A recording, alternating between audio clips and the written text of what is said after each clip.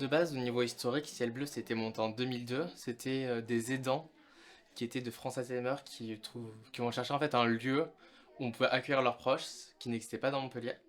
Donc ils ont créé Ciel Bleu. Moi, je suis ergothérapeute. Pour faire simple, je suis là pour favoriser l'autonomie des personnes parce que dans les maladies neuroévolutives, plus on avance, plus on perd des capacités. Le but, c'est qu'en stimulant, on réduise cette dégénération des capacités. Le but, enfin, quand on est aidant et qu'on s'occupe au quotidien des personnes, c'est qu'on n'a plus trop de vie sociale et faut qu'on arrive à retrouver une dynamique parce que malheureusement, 3 aidants sur 10 décèdent avant leurs proches.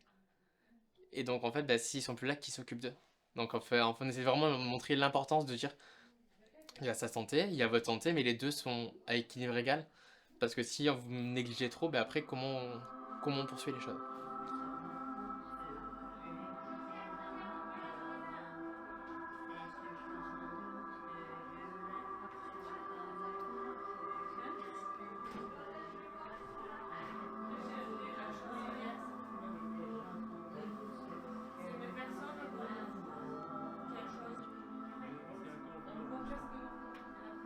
Mon mari a fait un premier AVC il y a maintenant, je dirais 15 ans.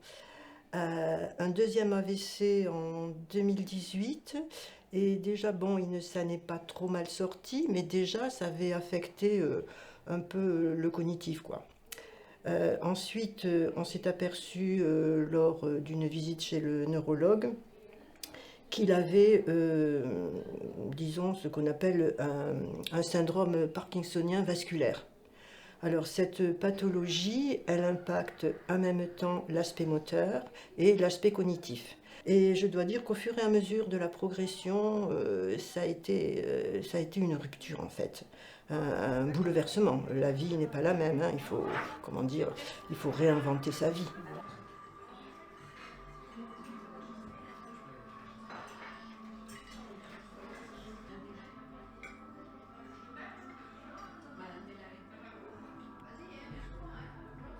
Aidant, eh ben, j'avoue que j'ai découvert le terme aidant depuis peu et j'ai été étonnée de me trouver dans une catégorie particulière.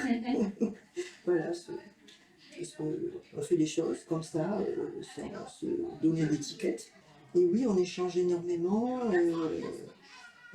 souvent dans la joie d'ailleurs. Bon, il y a des moments de tristesse, mais ça fait du bien, ça fait du bien de voir qu'on n'est pas seul et qu'on peut être aidé et qu'on peut être conseillé. Voilà, je trouve qu'on fait pas mal de choses pour les aidants. Bonsoir à tous, je garde de ma vie. La petite biche est aux abois, car dans le bois se cache le loup. La petite biche se sert à Eh bien, la force, je crois que quand on se trouve devant une difficulté, ou on s'écroule parce qu'on ne peut pas faire autrement, ou alors on essaie d'avoir suffisamment de ressorts pour résister, disons, à la névrose. Le fait d'être aidant, indéniablement, ça change la vie.